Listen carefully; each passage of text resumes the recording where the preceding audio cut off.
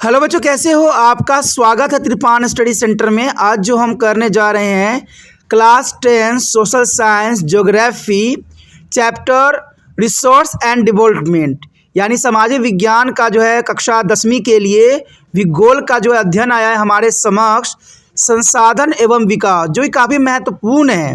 इसमें जो है हम MCQ के अंतर्गत जो है क्वेश्चन को एनालाइज करेंगे, समझेंगे, और यहाँ मल्टी चॉइस क्वेश्चन जो रहेंगे काफ़ी महत्वपूर्ण रहेंगे बोर्ड एग्जाम के व्यू से, क्योंकि बोर्ड एग्जाम में जो क्वेश्चन पूछे जाएंगे हम उन्हीं क्वेश्चनों को जो है एनालाइज करेंगे।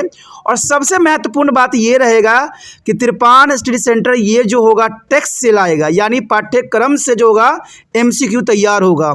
तो ये बोर्ड एग्जाम के लिए भी काफ़ी महत्वपूर्ण हो जाता है और यहाँ विश्वास किया जाता है कि ये जो होंगे बोर्ड एग्जाम में भी आने के चांसेस रहेंगे। तो इसको आप अच्छे से कर लेना, समझना। यहाँ पर जो हम कर रहे हैं काफ़ी महत्वपूर्ण है टॉपिक, क्लास 10वीं CBSE NCERT के अंतर्गत भूगोल के जो हमारा चैप्टर आया है संसाधन एवं विकास, काफ़ी महत्वपूर्ण है संसाधन एवं विकास। और इसके अंतर्गत जो हमारा यहाँ पर MCQ क्वेश्चन आया है एग्ज़ाम व्यू से काफ़ी महत्वपूर्ण रहेगा। और त्रिपान स्टडी सेंटर ने आपके लिए जो है ये NC यानी पाठ्यक्रम से जो है ये उठाया है, जो कि काफ़ी महत्वपूर्ण है। अब चलिए देखते हैं हमारा क्वेश्चन की सिलसिला यहाँ कैसे स्टार्ट होता है। सबसे प्रथम क्वेश्चन जो हमारे समक्ष आया है बहुत काफ़ी इंटरेस्टिंग है। काली मिट्टी आमतौर पर पाई जाती है, कहाँ पाई जाती है? क्वेश्चन है काली मिट्टी आमतौर पर कहाँ पाई जाती है? आपके ऑप्शन है डेक्कन टैप क्षेत्र में, कश्मीर घाटी में, गंगा घाटी में, उत्तरी मैदान में। चलिए आप भी कुछ दिमाग लगाइए, देखते हैं आपकी सोच क्या है। तो आपने आंसर चूज़ कर लिया होगा कि इसमें से कौन सा आंसर सही हो सकता है। चलिए अच्छी बात है। तो ये काली मिट्टी आमतौर पर कहाँ पाई जाती है, ये बहुत काफ़ी इंटरेस्टिंग क्वेश्चन हमेशा रहा है कि काली मिट्टी कहाँ पाई जाती है। देखिए कश्मीर घाटी में तो पाई नहीं जाती है, ये तो आप ऐसे ही रिजेक्ट कर सकते हो यहाँ पर कि कश्मीर घाटी में तो होती नहीं है। गंगा घाटी में भी नहीं देखने को मिला है हमें, और उत्तरी मैदान में तो काली मिट्टी होती नहीं है। अब देखिए एक क्वेश्चन अगर समझिएगा तो दूसरा क्वेश्चन ऑटोमेटिक समझ में आएगा कि क्वेश्चन पे क्वेश्चन जुड़ा हुआ होता है। अब यहाँ पर तो एक ही शेष रह गया आंसर डेक्कन टैप क्षेत्र में, यानी डेक्कन क्षेत्र में जो है काली मिट्टी अधिक पाई जाती है। तो आपका आंसर हो गया ए, डेक्कन टैप क्षेत्र, तो काफ़ी महत्वपूर्ण है। अब चलिए देखते हैं दूसरा क्वेश्चन क्या है। अब देखिए ये क्वेश्चन भी काफ़ी महत्वपूर्ण है जो अगला है। लेटराइट मिट्टी खेती के लिए बहुत उपयोगी है। लेटराइट मिट्टी खेती के लिए बहुत उपयोगी है। और इसमें ये पूछ लिया है कि इसमें कौन सी फसलें होती है, और फसल के नाम दे दिया यहाँ पर आपके समक्ष। पहला है चाय, गेहूँ और सरसों, दूसरा है चाय, कॉफ़ी और काजू, तीसरा है दालें, गन्ना और दाल, और डी जो उपयोग में से कोई नहीं, यानी इसमें से कोई भी आंसर नहीं हो सकता है। तो लेटराइट मिट्टी क्या हो सकता है? आप थोड़ा सोचिए, अपना आंसर देखिए इसमें से क्या हो सकता है। आपने तो सोच लिया होगा, क्योंकि इतना टाइम नहीं होता, आप सोचना तो पड़ेगा आपको थोड़ा सा जल्दी, तभी तो हमारा MCQ आगे बढ़ेगा। देखिए सबसे पहली बात अगर हम करें लेटराइट मिट्टी में, तो लेटराइट मिट्टी जो है काफ़ी महत्वपूर्ण है और ये पहाड़ी क्षेत्रों में पाया जाता है। तो सर्वप्रथम अगर चाय, गेहूँ और सरसों की बात करें तो ये तो बिल्कुल ही रिजेक्टेड है। दालें, गन्ना और राय की बात करें तो ये भी रिजेक्टेड है। उपयुक्त में से कोई नहीं, ऐसा तो हो नहीं सकता। इसमें से आपका आंसर जो है बी, चाय, कॉफ़ी और काजू। देखिए ये पहाड़ी क्षेत्रों में पाया जाता है, तो जनरल सी बात, लेटराइट मिट्टी ये खेती के लिए उपयोग होते हैं। चाय और कॉफ़ी जहाँ होती है वहाँ पर लेटराइट मिट्टी अवश्य पाया जाती है। तो ये काफ़ी इंटरेस्टिंग क्वेश्चन यहाँ पर था। अब चलिए अगला क्वेश्चन देखते हैं। अब अगला क्वेश्चन आपके समझ आ गया होगा कि काली मिट्टी की कमी, काली मिट्टी में क्या कमी होती है। देखिए क्वेश्चन थोड़ा समझना पड़ता है। आजकल ऐसे क्वेश्चन दिए जाते हैं कि सर दर्द हो जाता है, और ये बात भी काफ़ी महत्वपूर्ण है कि काली मिट्टी की कमी, काली मिट्टी की कमी किस कारण से होता है। तो काफ़ी दिलचस्प क्वेश्चन है। कैल्शियम कार्बोनेट के कारण किसकी कमी होती है? कैल्शियम कार्बोनेट की कमी होती है क्या, या मैग्नीशियम की, या पोटाश की, या फॉस्फोरस सामग्री की, किसकी हो सकती है कमी? तो यहाँ पर काफ़ी दिलचस्प यहाँ क्वेश्चन है, किसकी कमी हो सकती है? सोचिए, विचार कीजिए, किसकी कमी हो सकती है, थोड़ा दिमाग लगाइए, आपको भी सोचना चाहिए। देखिए सबसे पहली बात अगर हम करें काली मिट्टी की कमी किस चीज़ की कमी होती है, तो कैल्शियम कार्बोनेट की कमी तो होती नहीं है, मैग्नीशियम की भी कमी नहीं होती है, पोटास की भी नहीं होती है। तो रह गया हमारा डी ऑप्शन, फास्फोरिक सामग्री। तो फास्फोरस की जितनी सामग्री होती है उसकी कमी रहती है। काली मिट्टी में ये बात देखने को हमें मिला है कि फास्फोरस जो है सामग्री उसकी बहुत कमी खलती है। तो ये काफ़ी महत्वपूर्ण है यहाँ पर आंसर। चलिए देखते हैं अगला क्वेश्चन भी आपकी स्क्रीन पे आ गया है। ये क्वेश्चन है निम्नलिखित में से किस राज्य में काली मिट्टी पाई जाती है। अब ये क्वेश्चन काफ़ी दिलचस्प है कि निम्नलिखित में से किस राज्य में जो है काली मिट्टी पाई जाती है। आप भी अपना थोड़ा नॉलेज लगाइए। आपके ऑप्शन है, देखिए ए जो है जम्मू और कश्मीर की बात करता है, बी गुजरात की बात करता है, सी राजस्थान की बात करता है, डी झारखंड की बात करता है। तो क्या हो सकता है, काली मिट्टी कहाँ पाई जाती होगी? थोड़ा सोचिए। आपने सोच लिया होगा कि इसमें से कौन सा ऑप्शन सही होगा। चलिए हम भी थोड़ा सा सोच कर देखते हैं कि कहाँ हो सकता है। देखिए जम्मू और कश्मीर में तो पाना संभव नहीं है, जम्मू और कश्मीर तो हम पहले एलिमिनेट कर देंगे। राजस्थान की बात करें तो राजस्थान में जो है काली मिट्टी नहीं पाई जाती है क्योंकि वहाँ पर रेत ही रेत पाया जाता है। झारखंड की बात करें तो झारखंड में भी नहीं होगा। गुजरात की बात करें तो गुजरात में थोड़ा सा रेगिस्तान भी है, भुज के एरिया भी पड़ता है, और कुछ एरिया में जो है काली मिट्टी की भी काफ़ी भरमार है। तो क्योंकि आप इस वजह से कन्फ्यूज़ हो जाओगे, गुजरात जो है राजस्थान के एरिया टाइप बनता है, भुज के एरिया है, तो यहाँ काली मिट्टी हो ही नहीं सकता। तो आप लोग गलती या तो करोगे झारखंड लगाओगे या जम्मू और कश्मीर लगाओगे, जो कि आंसर गलत कर देगा। तो जनरल सी बात है गुजरात है, क्योंकि गुजरात ही ऐसा जगह है जहाँ पर काली मिट्टी पाई जाती है। तो काफ़ी महत्वपूर्ण है। क्या आपका आंसर सही था? चलिए अगला क्वेश्चन भी देख लेते हैं।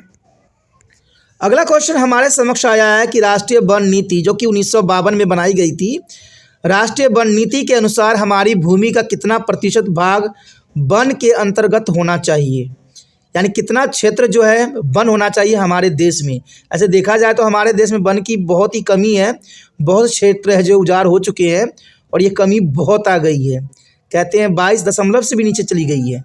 लेकिन हमारा क्वेश्चन ये है कि राष्ट्रीय वन नीति के अनुसार हमारे भूमि का कितना प्रतिशत भाग वन के अंतर्गत होना चाहिए वाला पूछा है। 1952 में जो रूल रेगुलेशन बनाई गई थी, राष्ट्रीय वन नीति बनाई गई थी। तो देखिए यहाँ पर 4 ऑप्शन है कि 33% होना चाहिए, बी बोल रहा है 22.5% होना चाहिए, सी कह रहा है 21, डी कह रहा है 30। तो ये काफ़ी महत्वपूर्ण यहाँ पर ABCD बोल रहा है। लेकिन देखिए ऑप्शन क्या है, आप भी थोड़ा दिमाग लगाइए थोड़ा सा। चलिए आपने आंसर अपना सोच लिया होगा कि आंसर क्या हो सकता है इसमें। पहले देखिए बच्चों, मैं आंसर सोचने के लिए इसलिए कहता हूँ, इससे आपका IQ लेवल बढ़ेगा और नॉलेज भी आपकी बढ़ेगी। इससे जो है आपका जो एग्ज़ाम के लिए अच्छी तैयारी हो जाएगी, और यहाँ पर ये तैयारी होना काफ़ी महत्वपूर्ण भी रखता है। अब देखिए 22.2 तो है जो आज की प्रेजेंट रेट की भी कम की बात बताई जा रही, तो ये तो होना संभव नहीं है। 31% बहुत ही कम की बात हो जाएगी, 30 तो और भी कम हो जाएगी। तो सफिशेंट आंसर यहाँ पर रहेगा कि राष्ट्रीय वन नीति 1952 में जो बनाई गई थी, तो इन्होंने ये बात रखी थी कि कम से कम जो है 33% जो है हमारे देश में वन होना ही चाहिए, तभी जो है संतुलन बन पाएगा। लेकिन संतुलन बना नहीं, ये बहुत ही दुख की बात है। फिर भी यहाँ पर जो है राष्ट्रीय वन नीति जो 1952 में बनाई गई थी, 33% की जो है यहाँ पर सिफारिश की गई थी। चलिए देखते हैं अगला क्वेश्चन क्या है। यहाँ पर हमारा क्वेश्चन आ गया कि पर्यावरण में वे सामग्री जिनमें मानवीय आवश्यकताओं को पूरा करने की क्षमता होती है, लेकिन मनुष्य के पास उन तक पहुँचने के लिए उपयुक्त तकनीक नहीं होती, वो क्या कहलाती है? यानी पर्यावरण में सामग्री जिनमें जो है मानवीय आवश्यकताओं को पूरा करने की क्षमता होती है, लेकिन मनुष्य जो है उसके पास पहुंच नहीं पाते हैं, और तो उस तकनीक को क्या कहते हैं? बहुत क्वेश्चन साफ है, आपको लग रहा हो कि बहुत बड़ा है, लेकिन बहुत साफ है।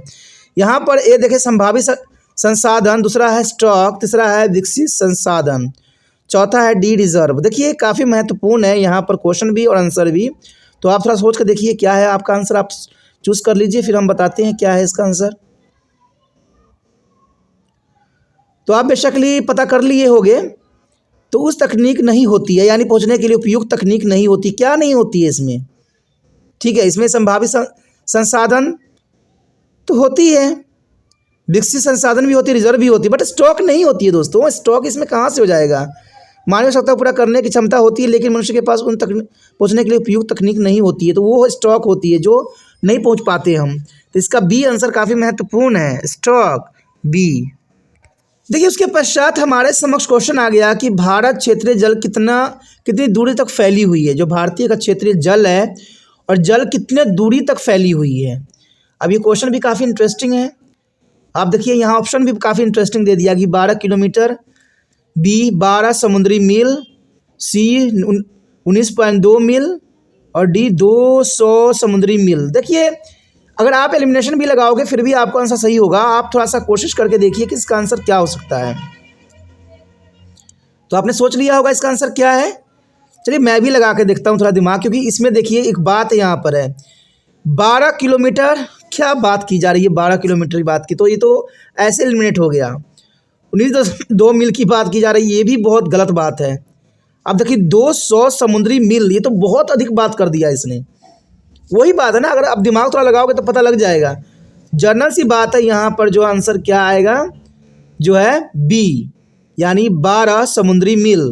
तो 12 जो है सफिशेंट है कि भारत क्षेत्रीय जल कितनी दूरी तक फैली हुई है, तो 12 समुद्री मील तक जो है फैली हुई है, यानी 12 मिलियंस मील्स जो है काफ़ी दूर तक फैली हुई है। तो काफ़ी महत्वपूर्ण है कि 12 समुद्री मील तक जो है हमारा जल फैला हुआ है। चलिए अगला क्वेश्चन हमारे समक्ष आ गया है। क्वेश्चन है कि वे संसाधन जिनके निर्माण में लंबा भूवैज्ञानिक समय लगता है क्या कहलाता है। वे साधन जिनके निर्माण में लंबा भूवैज्ञानिक समय काल लगती है, जिसको बनने में लाखों करोड़ों साल लगती है, सिंपल यहाँ पर शब्द है, उसे हम क्या ए नवीकरणीय संसाधन कहते हैं, या बी रिजर्व कहते हैं, या सी सामुदायिक संसाधन कहते हैं, या डी गैर नवीकरणीय संसाधन। देखिए आंसर बहुत क्लियर है, साफ है। आप पहले सोच लीजिए फिर बताइएगा कि आपका आंसर सही है कि गलत है। आपने सोच लिया। देखिए जनरल सी बात है, हमें पता है कि पेट्रोल डीजल जो है बनने में लाखों करोड़ों साल लग जाते हैं, जो कि एक गैर नवीकरणीय संसाधन कहलाते हैं, जिनको बनने में लाखों करोड़ साल लगता है। तो ये तो ऑप्शन होगा ही, नवीकरणीय संसाधन को हम बात ही नहीं कर सकते। रिजर्व की तो बात करना संभव ही नहीं है, और सामुदायिक संसाधन तो हो ही नहीं सकता। तो इसका आंसर जो है क्लियर कट है, गैर नवीकरणीय संसाधन है जिनको बनने में लाखों साल लग जाते हैं, उसे हम गैर नवीकरणीय संसाधन कह सकते हैं। तो ये काफ़ी महत्वपूर्ण और दिलचस्प क्वेश्चन था। उसके पश्चात हमारे समक्ष अगला क्वेश्चन आया है, काफ़ी महत्वपूर्ण है कि एक कृषि वर्ष में एक से अधिक बार बोया गया क्षेत्र या शुद्ध बोया गया क्षेत्र क्या कहलाता है। यानी एक कृषि वर्ष में एक से अधिक बार बोया गया क्षेत्र या शुद्ध बोया गया क्षेत्र को हम क्या कहते हैं। जहाँ पर आप एक कृषि की जगह 2-2 3-3 कृषि करते हो, उसको हम क्या बोलते हैं। साफ क्वेश्चन है, क्या उसको शुद्ध बोया गया क्षेत्र कहते हैं, या वन आवरण कहते हैं, या बंजर भूमि कहते हैं, या सकल फसली क्षेत्र कहते हैं। देखिए आप थोड़ा सा आंसर पे थोड़ा दिमाग लगाइए, आप पहले आंसर दीजिए क्या है इसका। तो आपने सोच लिया होगा, बहुत इजी है क्वेश्चन। कृषि वर्ष में एक से अधिक बार बोए जाने वाले शब्द को हम क्या कहते हैं। देखिए आप बहुत से बच्चे यही सोच रहे हो कि इसमें शुद्ध बोया गया क्षेत्र लिखा हुआ है, तो शुद्ध बोया गया क्षेत्र आंसर लगा दिए होगे ए पे, और किसी बच्चे ने जो इसको वन आवरण बन लगाया होगा। लेकिन मुझे इतना विश्वास है किसी ने बंजर भूमि को सिलेक्ट नहीं किया होगा, क्योंकि बंजर भूमि तो डायरेक्ट जो है कृषि योग्य ही नहीं रहती, तो इसको हम ऑप्शन से बाहर डायरेक्ट कर देते हैं।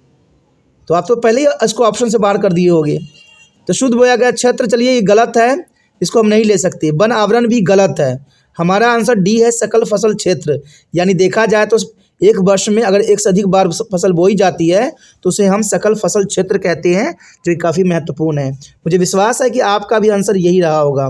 कई बच्चों ने सही आंसर इसका देने की कोशिश किया होगा। देखिए अगला क्वेश्चन हमारे समक्ष आ गया है। हाँ, ये क्वेश्चन काफ़ी महत्वपूर्ण है कि हमारे देश में कुल निम्नलिखित भूमि कितनी है। हमारे देश में कुल निम्नलिखित भूमि कितनी है, ये काफ़ी दिलचस्प और काफ़ी महत्वपूर्ण क्वेश्चन है।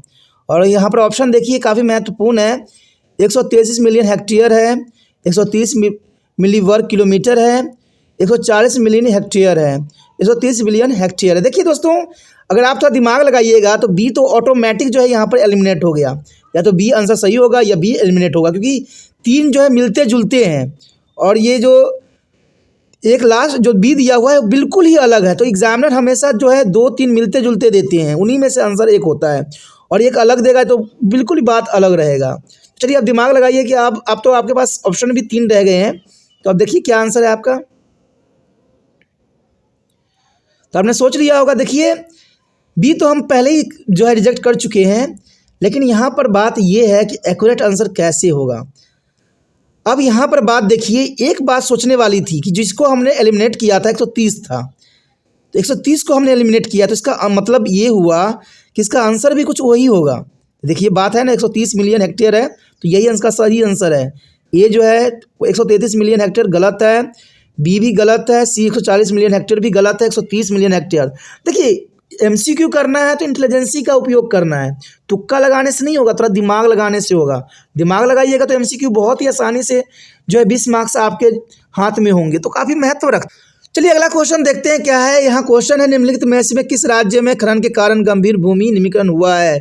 खनन के कारण जो है हमारा भूमि नष्ट हुआ है, कौन सा देश है बताओ, बताइए भाई कौन सा है। बहुत आसान क्वेश्चन है। देखिए पहला तो ऑप्शन ये बता दिया गुजरात, दूसरा बता दिया झारखंड, तीसरा बता दिया सी केरल, चौथा डी उत्तरांचल। किस राज्य में खनन होती है, ये बात काफ़ी तो आपके दिमाग में स्टक कर रहा होगा कि कौन से राज्य में होती है, कौन से राज्य में होती है भाई साहब बताइए। चलिए आप सोच लीजिए पहले, फिर मैं देखता हूँ। तो आपने सोच लिया होगा कि किस राज्य में होता होगा। चलिए मैं बताता हूँ। देखिए गुजरात में तो खनन कार्य अधिक इतना होता नहीं है, केरल में भी नहीं होता है, उत्तरांचल में भी नहीं होता है। सबसे अधिक जो खनन कार्य होता है वो झारखंड में होता है। तो इसका मतलब बी ऑप्शन सही रहेगा, क्योंकि झारखंड में सबसे अधिक जो है खनन होता है और ये गंभीर भूमि निम्नीकरण के परिणाम स्वरूप यहाँ पर ऐसा हो रहा है, क्योंकि यहाँ पर खनन अधिक मात्रा में होता है झारखंड में। झारखंड बिहार पता ही होगा आपको।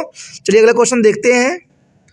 अगला क्वेश्चन आपके समक्ष आ गया होगा कि निम्नलिखित में से कौन सा संसाधन लो अयस्क है। देखिए अब ये क्वेश्चन काफ़ी महत्वपूर्ण आया है कि कौन सा साधन जो है लो अयस्क है। ए नवीकरणीय हो सकता है, बी बायोटिक हो सकता है, सी प्रवाह, डी गैर नवीकरणीय साधन। देखिए सबसे पहली बात तो एलिमिनेट कर दीजिए। देखिए यहाँ पर एक बायोटिक और बायोटिक, बायोटिक और बायोटिक, बायोटिक यानी लिविंग थिंग। तो सबसे पहले तो बी को आप एलिमिनेट कर दीजिए हमारी तरफ से, क्योंकि लो अयस्क तो बी में हो ही नहीं सकता, क्योंकि ये जीवित प्राणियों की बात करता है। अब आपके द्वंद्व रह गए सिर्फ 3 ऑप्शनों में। आप लगाइए थोड़ा दिमाग, कौन सा आंसर सही होगा। आपने लगा लिया होगा।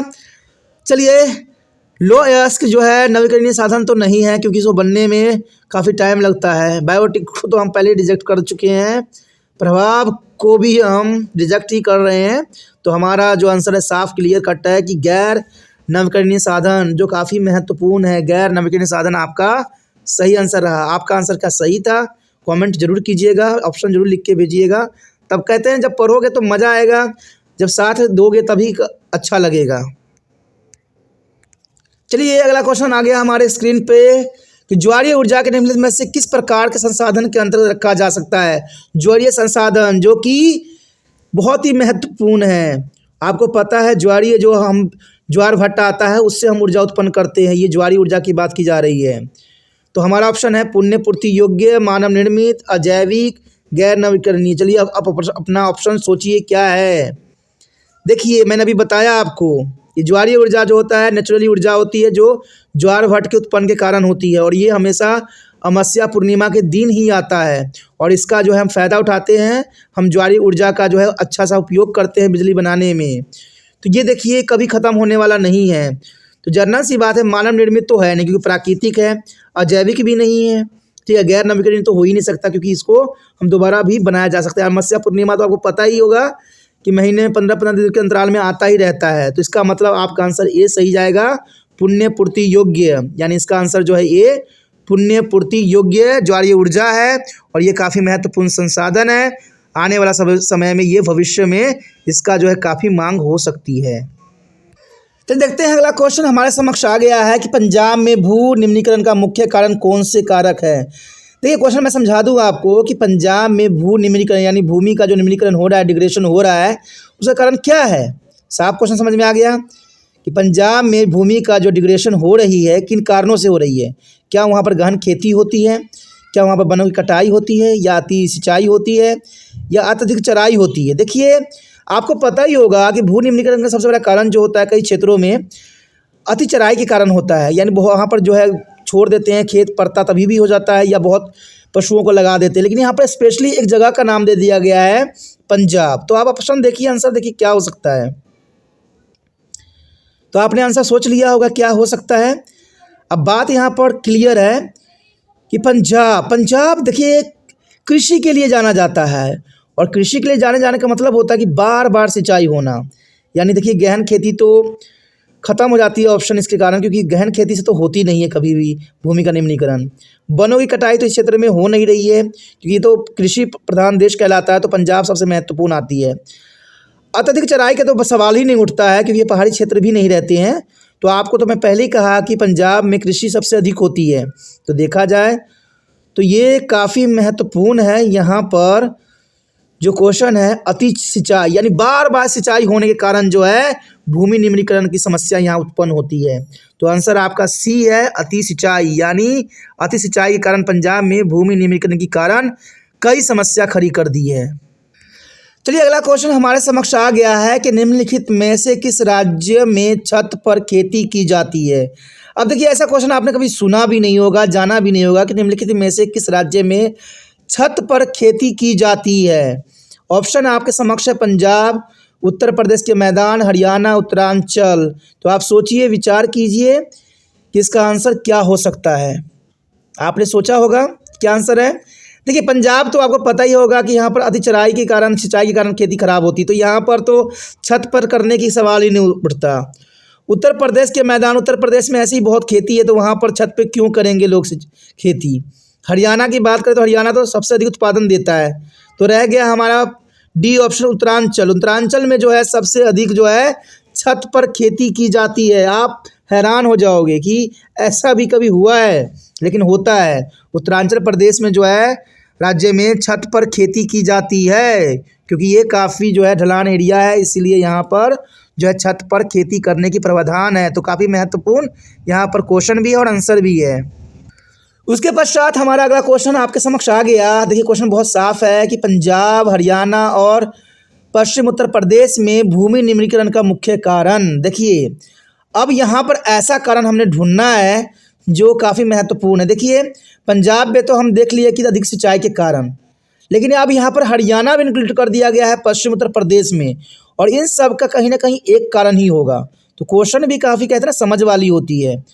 तो आपको यहाँ सोचना है, क्या इन तीनों क्षेत्रों में खनन अधिक होती है, क्या इन तीनों क्षेत्रों में अधिक सिंचाई अधिक होती है, या वनों की अधिक कटाई होती है, अधिक चराई होती है। सोचिए क्या हो सकता है आंसर।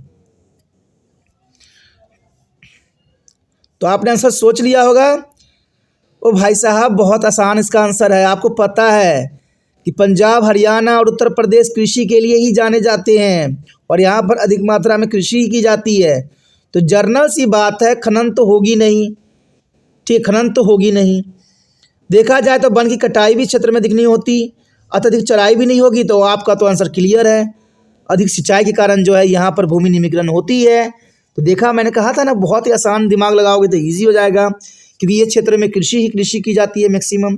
तो जनरल सी बात है कि अधिक सिंचाई के कारण जो है यहाँ पर भूमि निम्नीकरण की समस्या उत्पन्न करती है।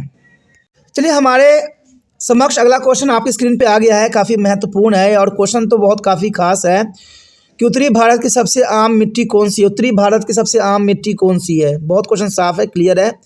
ऑप्शन है काली मिट्टी, दूसरा है बी लेटराइट मिट्टी, सी है जलोढ़ मिट्टी, डी है लाल मिट्टी। और आपको सोचना है कि कौन सी मिट्टी जो है उत्तर भारत की सबसे आम मिट्टी पाई जाती है। तो सोचिए, तो आपने सोच लिया होगा। देखिए उत्तर भारत में जो है काली मिट्टी तो नहीं पाई जाती है, ना तो लेटराइट मिट्टी पाई जाती है और ना ही लाल मिट्टी। तो इसका मतलब आंसर जो है सी जलोढ़ मिट्टी जो है उत्तर भारत में सबसे आम मिट्टी है। तो आप जलोढ़ मिट्टी पे लगा सकते हो। आपका आंसर जो है सी, जो काफ़ी महत्वपूर्ण है। सी जलोढ़ मिट्टी जो है उत्तर भारत की सबसे आम मिट्टी है, जो काफ़ी महत्वपूर्ण बनाती है। चलिए अगला क्वेश्चन देखते हैं। अगला क्वेश्चन आपके स्क्रीन पे आ गया है कि लाल मिट्टी अधिकतर पाई जाती है। लाल मिट्टी किस क्षेत्र में अधिकतर पाई जाती है। ऑप्शन आपके समक्ष है जम्मू और कश्मीर के हिस्सों में, उत्तरी गंगा मैदान में, दक्कन पठार पूर्वी और दक्षिण भाग में, उपयोग में से कोई नहीं। तो आप सोचिए थोड़ा सा आंसर। आपने सोच लिया होगा आंसर कि किसका आंसर आप क्या देने वाले हो। सारे बच्चे सोच रहे, अच्छा रहेगा। देखिए लाल मिट्टी तो कहाँ पाई जाती है। जम्मू और कश्मीर में तो मैं पहले कह चुका हूँ नहीं पाई जाती है लाल मिट्टी। उत्तरी गंगा मैदान में भी नहीं होती, और उपयोग में से कोई की तो बात उठती ही नहीं है। तो इसका मतलब आंसर सी है। इसका आंसर जो है सी दक्कन पठार की पूर्वी और पश्चिम भाग। किन किन बच्चों का सही था जरूर कमेंट करें कि आपका आंसर सही गया था, क्योंकि देखिए एक एक क्वेश्चन से ही आपका जो एग्ज़ाम महत्वपूर्ण बन सकता है। अगर एक भी क्वेश्चन सही जाता है तो ये भी आपके लिए बहुत बड़ी अपॉर्चुनिटी रहती है, और बार बार इन क्वेश्चन को देखते हो तो ऑटोमेटिक आपको सारे क्वेश्चन जो है टिप्स पे याद हो जाएगा। चलिए अगला क्वेश्चन हमारे समक्ष आ गया। बहुत काफ़ी महत्वपूर्ण एक क्वेश्चन है कि लाल मिट्टी का रंग लाल होने के कारण। देखिए ये काफ़ी दिलचस्प और काफ़ी महत्वपूर्ण क्वेश्चन है कि लाल मिट्टी का रंग लाल होने का कारण है। ऑप्शन मैं बता देता हूँ। उच्च मिट्टी की सामग्री, उपमुद्रा में कंकड़ और पिंडों की उपस्थिति, अग्नेय और उपांत चट्टानों में लोह का प्रसार, उच्च नमी सामग्री। देखिए आप बहुत ही आंसर साफ है, क्लियर है। आप दिमाग लगाइएगा तो 2 मिनट में हो जाएगा। थोड़ा सा दिमाग लगा के देखिए। तो आपने आंसर इसमें से सेलेक्ट कर लिया होगा। चलिए रखिए अपने पास। देखिए यहाँ पर जो है पहले ऑप्शन की बात करें, उच्च मिट्टी सामग्री, ये तो हो नहीं सकती, लाल मिट्टी के रंग होने के कारण ही नहीं बनता। उपमुद्रा में कंकड़ पिंडों की उपस्थिति, चलिए इससे तो बात ही नहीं बनता, इससे तो लाल होने का कारण ही नहीं है। नमी तो सबसे बड़ी बात है कि नमी होने से कोई लाल और काला नहीं होती, जो गलत बात है। ये क्वेश्चन का ऑप्शन ही गलत है, तो आंसर तो एक ही रह गया। देखिए यहाँ लोह का प्रसार लिखा हुआ है। आपको पता है लोहा जो होता है रेड होता है, हमारे ब्लड में भी जो आयरन होता है जिसके कारण हमारा ब्लड जो है रेड होता है, यानी हीमोग्लोबिन होती है। लेकिन आयरन हमारे लिए महत्वपूर्ण होता है, और आपको स्कूल में भी आयरन गोलियां दी जाती है, खून आपके बढ़े, तो लाल खून बनने के लिए होता है। तो इसका मतलब इसका साफ हो गया। और देखिए अग्नेय और उपांतर, अग्नेय चट्टान यानी आग से निकला हुआ लावा, तो लाल ही रहेगी। तो लाल मिट्टी का रंग लाल होने के कारण क्या बनती है? अग्नेय और उपांत चट्टानों में लोहे का प्रसार। तो ये आपको ऑप्शन बहुत काफ़ी महत्वपूर्ण था, क्वेश्चन भी काफ़ी जरूरी था। चलिए अगला क्वेश्चन देखते हैं। अगला क्वेश्चन हमारे समक्ष आ गया है, काफ़ी महत्वपूर्ण है कि निम्नलिखित में से कौन सा मृदा निर्माण के महत्वपूर्ण नहीं है। देखिए मृदा निर्माण के लिए कौन सी चीज़ जरूरी नहीं है। देखिए एक तो है सुकून, ये तो कोई बात ही नहीं आता है। पैरन रॉक, जलवायु, दिन की अवधि। देखिए सुकून के तो आप पहले ही एलिमिनेट कर दीजिए, आपके पास सिर्फ 3 ऑप्शन है। आप सोचिए, जल्दी सोचिए, सोच लीजिएगा तो अच्छा रहेगा, क्योंकि आपसे अंदाज़ा आपको मिल जाएगा कि हमारा आंसर कहाँ तक सही जा रहा है। तो आपने सोच लिया होगा। देखिए सुकून तो मैंने पहले ही एलिमिनेट कर दिया। पैरन रॉक, जलवायु, दिन की अवधि, तो जनरल सी बात है कि कौन सा मृदा निर्माण के लिए महत्वपूर्ण नहीं है, क्योंकि देखिए इसमें पूछा गया है कि महत्वपूर्ण नहीं है। तो सुकून को तो हम एलिमिनेट इसलिए किए हैं क्योंकि कहते हैं मिट्टी बनने में काफ़ी समय लगता है, यानी रिलीफ, यानी काफ़ी टाइम है। तो यहाँ पर तो नहीं पूछा था। तो सुकून जो है हमारा पहले एलिमिनेट हो चुका है। पैरन रॉक भी एलिमिनेट होगा क्योंकि इसकी ज़रूरत पड़ती है। जलवायु भी एलिमिनेट हो जाएगा, जलवायु से तो मिट्टी बनती है। हमसे पूछा गया है कि कौन सा मृदा निर्माण के लिए महत्वपूर्ण नहीं है। तो सुकून, पैरन रॉक, जलवायु, इसकी ज़रूरत तो पड़ती है, लेकिन दिन की अवधि ये कौन सी बड़ी बात हो गई? तो गलत है, यानी इसकी ज़रूरत नहीं पड़ती है, यानी हमारा ऑप्शन हो गया डी। पहले क्वेश्चन को समझना जरूरी है। यहाँ क्वेश्चन पूछा गया था कि कौन सा मृदा निर्माण के लिए महत्वपूर्ण नहीं है। तो सुकून तो चाहिए भाई, टाइम लगेगा तभी तो मिट्टी का निर्माण होगा, और पैरन रॉक नहीं रहेगा तो मिट्टी का निर्माण भी नहीं होना। जलवायु की नहीं रहेगी तो निर्माण ही नहीं होगा। लेकिन दिन की अवधि की आवश्यकता नहीं होती है मिट्टी निर्माण के लिए, तो इसका ऑप्शन हुआ हमारा डी। अगला क्वेश्चन जो है काफ़ी महत्वपूर्ण है, और क्वेश्चन है काली मिट्टी को कहा जाता है, काली मिट्टी को हम और क्या कहते हैं। काफ़ी महत्वपूर्ण यह क्वेश्चन है, काली मिट्टी को आप क्या कहते हो? कभी आपने सुना है? सुने होगे तो जरूर आंसर इसको दे दोगे फटक से। इसके ऑप्शन है बांगर, खादर, रेगूर या हुमस। देखिए काफ़ी महत्वपूर्ण ऑप्शन भी है, आप अपना आंसर सेलेक्ट कीजिए, क्या हो सकता है आपका आंसर। तो आंसर सेलेक्ट करना बहुत ज़रूरी होता है बच्चों। देखिए अब हम बताते हैं। बांगर तो होना संभव नहीं है, काली मिट्टी को बांगर नहीं कहा जाता है, खादर भी नहीं कहा जाता है, बांगर खादर नहीं कहा जाता है, हुमस भी नहीं कहा जाता है। तो काली मिट्टी का दूसरा नाम जो है रेगूर है, यानी सी ऑप्शन जो है काफ़ी महत्वपूर्ण है कि काली मिट्टी को रेगूर के नाम से भी जाना जाता है। तो आपका आंसर सी है, काफ़ी महत्वपूर्ण है। उसके पश्चात हमारा अगला क्वेश्चन आता है, काफ़ी महत्वपूर्ण क्वेश्चन है, और क्वेश्चन है कि निम्नलिखित में से किस मिट्टी में वन वातन क्षमता होती है। देखिए स्वयं वातन क्षमता किस में होती है? यहाँ पर शब्द भी जो है संस्कृत के होते हैं, तो ये भी बहुत काफ़ी कन्फ्यूज़ करते हैं। तो देखा जाए तो निम्नलिखित में किस मिट्टी में स्वयं वातन क्षमता होती है, यानी स्वयं क्षमता रखती है। ऑप्शन है जलोढ़ मिट्टी, लाल मिट्टी, काली मिट्टी, पहाड़ी मिट्टी, किस में होती है? सोचिए, विचार कीजिए, ऑप्शन तो अपना तैयार कीजिए। देखिए दोस्तों, मिट्टी में स्वयं क्षमता यानी पानी को जो है सोखने की क्षमता किस में होती है? देखिए जलोढ़ मिट्टी में तो नहीं होती है, लाल मिट्टी में भी नहीं देखने को मिलता है, पहाड़ी मिट्टी में तो होता ही नहीं कि उसमें भी रेत होती है। तो यहाँ पर देखा जाए तो काली मिट्टी को काफ़ी महत्वपूर्ण यहाँ पर बताया गया है कि काली मिट्टी में जो है श्वेतवातन क्षमता बहुत अधिक होती है। और आपका जो आंसर भी है सी, काली मिट्टी। तो अपना लिख लीजिए, समझिए और अगले क्वेश्चन की तरफ आगे बढ़िए।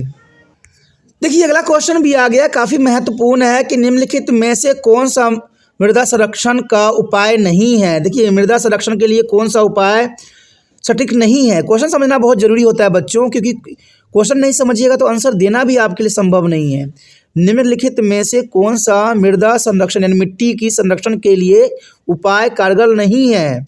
हमारा यहाँ पर जो है ऑप्शन है स्टीम क्रॉपिंग, सीढ़ीदार खेती, आश्रय बेल्ट, भूजल का अधिक दोहन। आप देखिए, आप सोचिए क्या इसका ऑप्शन हो सकता है, सोच लीजिए। चलिए इसमें देखा जाए तो इसमें ये क्वेश्चन साफ है कि मृदा संरक्षण का उपाय नहीं है। देखिए स्ट्रिप क्रॉपिंग, इसका कोई तो बात नहीं बनती स्ट्रिप क्रॉपिंग का, सीढ़ीदार खेती का भी नहीं बनती है, आश्रय बेल्ट का भी नहीं होता है, भूजल का अधिक दोहन इसके कारण है ये मृदा संरक्षण का उपाय नहीं है। कि अगर भूजल का अधिक दोहन कीजिएगा तो ये कहाँ से मृदा संरक्षण की बात कहेगा। तो जनरल सी बात है, आपको ऑप्शन जो है डी काफ़ी करेक्ट है और काफ़ी इंपॉर्टेंट है एग्जाम व्यू से। मुझे विश्वास है कि आपने भी डी को ही सही सिलेक्ट किया होगा। अगर ऐसा करते हो तो आपको एग्ज़ाम में काफ़ी महत्वपूर्ण रहेगा और एग्ज़ाम के लिए काफ़ी तैयारी हो जाएगी। चलिए अगला क्वेश्चन आ गया हमारे समक्ष जो काफ़ी महत्वपूर्ण है कि वह भूमि जो 5 कृषि वर्षों से अधिक समय तक बंजर पड़ी रहती है क्या कहलाती है। जो 5 कृषि वर्षों से अधिक समय तक बंजर पड़ी रहती है। अब क्वेश्चन काफ़ी महत्वपूर्ण है कि वह भूमि जो 5 कृषि वर्षों से अधिक समय तक बंजर रहती है, क्या उसको चरगाह भूमि कहते हैं या कृषि योग्य बंजर भूमि कहते हैं या बंजर भूमि या वर्तमान परती। देखिए काफ़ी महत्वपूर्ण यहाँ पर क्वेश्चन है। अब देखिए बंजर भूमि जो बंजर ही होती है उस पर कृषि करना संभव नहीं है, और चरगाह भूमि वो चरगाह के लिए इंपॉर्टेंट होता है।